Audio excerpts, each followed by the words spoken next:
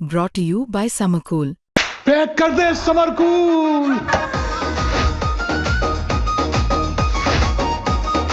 Summer cool cooler हवा ऐसी छोड़े पूरी फैमिली को ठंडक से जोड़े। समरकूल लाइफ बनाए वंडरफुल। सरकार किस दिशा में जा रही है? मंत्री कुछ बोलते हैं, अफसर कुछ करते हैं, घोषणा कुछ होती है, धरातल पर काम होता नहीं है। तो सरकार निश्चित रूप से बैकफुट पे इसलिए भी है क्योंकि वो चुनाव कराने से डरती है। कोई स्थानीय चुनाव कराने के लिए सरकार की मंशा नहीं है, बार बार बहानेबाजी होती है। क्योंकि जो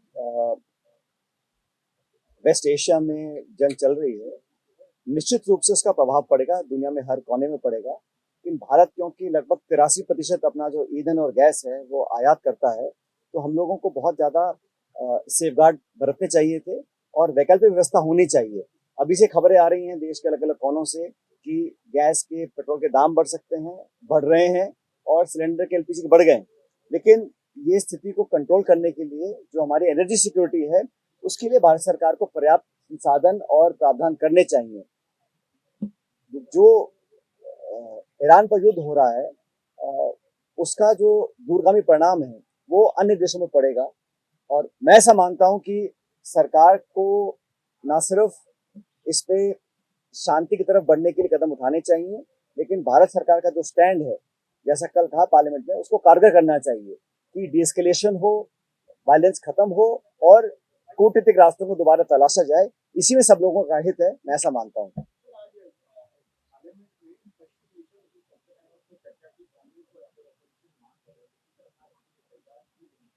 देखिए, इतना बड़ा विश्व में माहौल बना हुआ है और भारत एक बहुत बड़ा मुल्क है।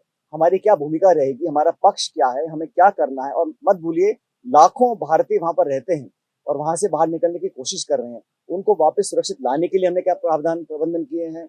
ईंधन, gas, petrol, crude oil, trade, इस पर जो इम्पैक्ट पड़ेगा उस पर भारत सरकार को खुलासा करना चाहिए। और संसद होता ही चर्चा करने के लिए है। इतना बड़ा युद्ध हो रहा है, इतने सारे मुल्क उसमें इन्वॉल्व हो गए हैं और भारत सरकार को खुले तौर पर आके बोलना चाहिए कि भारत का ये स्टैंड है, ये हम लोग आने वाले समय में करना चाहते हैं। चर्चा ना करना सदन की, मैं समझता हूँ, सम्मान को कम करना है। हर मुद्दे पर चर्चा होनी चाहिए और समूचा विपक्ष, कोई एक दल की बात नहीं है, समूचा विपक्ष चाहता है कि जो लाखों लोग आज खाड़ी में फंसे हुए हैं, उनका भविष्य में क्या होगा, उनकी सुरक्षा का हमको क्या आश्वासन मिला है। अगर भारत सरकार ने द्विपक्षीय वार्ता की है उन सभी मुल्कों से, उसका क्या परिणाम आया, कब तक वो लोग वापस आ सकते हैं और हमारे दूतावास वहां पे क्या प्रबंध कर रहे हैं लोगों की जान माल की सुरक्षा के लिए। बहुत सारे इश्यूज हैं और इन तमाम मुद्दों पर चर्चा सदन में होनी चाहिए। और अगर सरकार नहीं करना चाहती है तो कुछ ना कुछ छुपाने को होगा या कुछ ना कुछ बताने से हिचकिचा रहे होंगे। मैं इसको गलत मानता हूँ।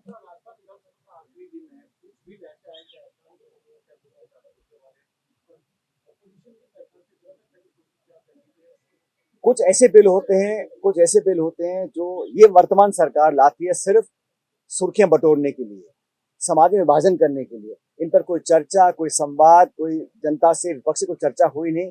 सिर्फ और सिर्फ प्रदेश में मैसेज देने के लिए कि धर्म और जाति के नाम पर हम राजनीति करेंगे और ये संकेत देने के लिए इस प्रकार के बिल लाए जाते हैं। मैं इस प्रकार के बिलों को गलत मानता हूँ क्योंकि इससे आपस में दूरियां बढ़ती हैं, लोगों को आकांक्षाएं होती हैं कि हम लोग भविष्य में क्या कर पाएंगे। और इस बिल को लाने का कोई जरूरत नहीं थी और ना किसी ने डिमांड करी थी। ये तो सिर्फ पॉलिटिकल हित साधने के लिए सरकार बिल लेकर आई है। बाकी सरकार की 2.25 साल की परफॉर्मेंस है, हम सबने देख ली है।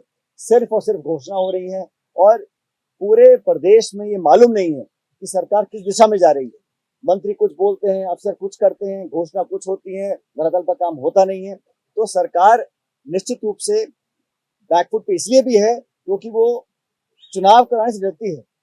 कोई स्थानीय चुनाव कराने के लिए सरकार की मंशा नहीं है, बार बार बहानेबाजी होती है। कभी कोर्ट कचहरे का एक्सक्यूज आता है या कोई और प्रावधान लेकर आते हैं। लेकिन पंचायत, नगर पालिका, ये चुनाव संविधान में लिखा होने चाहिए।